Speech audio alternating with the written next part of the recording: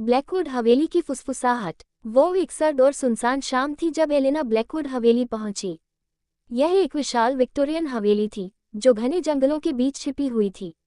ये हवेली पीढ़ियों से उसके परिवार की थी, लेकिन कई दशकों से वहां कोई नहीं रहता था। हाल ही में उसकी मां के निधन के बाद ये हवेली उसे विरासत में मिली थी।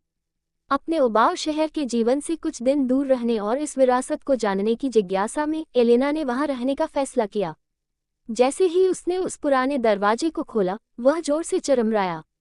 अंदर की हवा भारी और बासी थी, जिसमें सड़ी हुई लकड़ी की हल्की गंध थी।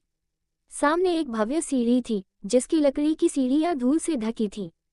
उसकी टॉर्च की मंद रोशनी ने पुरानी लेकिन खूबसूरत वॉलपेपर, सफ़ेद चादरों से ढके फर्नीचर और हर कोने में मकड़ी के जाले को उजागर किया। बचपन में उसने ब्लैकवुड हवेली के बारे में कई कहानियां सुनी थी, इसकी भूतिया घटनाओं और वहां घटी दुखद घटनाओं की फुसफुसाहट। लेकिन उसने हमेशा इन कहानियों को बच्चों को डराने के किस्से मानकर नज़रअंदाज कर दिया था। पर अब हवेली के भीतर खड़े होकर उसे लगातार ऐसा महसूस हो रहा था कि कोई उसे देख रहा है।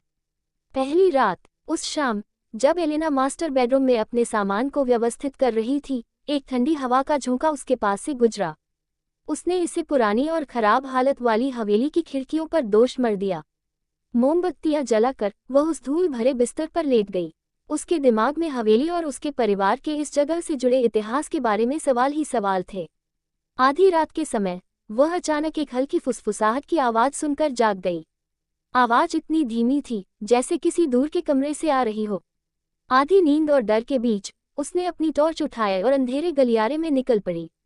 कौन है? उसने कांपती हुई आवाज में पूछा।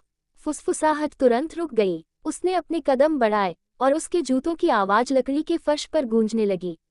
जैसे जैसे वह गलियारे के आखिर में बंद दरवाजे के पास पहुंची, फुसफुसाहट फिर से शुरू हो गई। इस बार आवाज तेज और साफ थी। Elena, Elena. उसका हाथ दरवाजे के हैंडल पर ठिठक गया। उसका दिल जोर जोर से धड़क रहा था। हिम्मत जुटाकर उसने दरवाजा खोला, लेकिन अंदर कुछ भी नहीं था। कमरा खाली था। अचानक फुसफुसाहट रुक गई। कमरे में गहरा सन्नाटा छा गया। रहस्यों की परतें। अगली सुबह एलेना ने हवेली के बारे में और जानने की ठानी। उसने एक पुराना स्टडी रूम खोजा, जहां धूल भरी किताबों और दस्तावेजों का अंबार लगा हुआ था। उसने देखा कि एक अलमारी के पीछे छुपा एक गुप्त दरवाजा था। दरवाजा खोलने पर उसने एक छोटी सी तिजोरी देखी। तिजोरी में रखे दस्तावेजों को पढ़ते हुए एलेना को पता चला कि हवेली के इतिहास में कई अजीब और भयावह घटनाएं घटी थीं। हवेली के पहले मालिक, जॉन ब्लैकवुड, ने काले जादू में दिलचस्पी ली थी।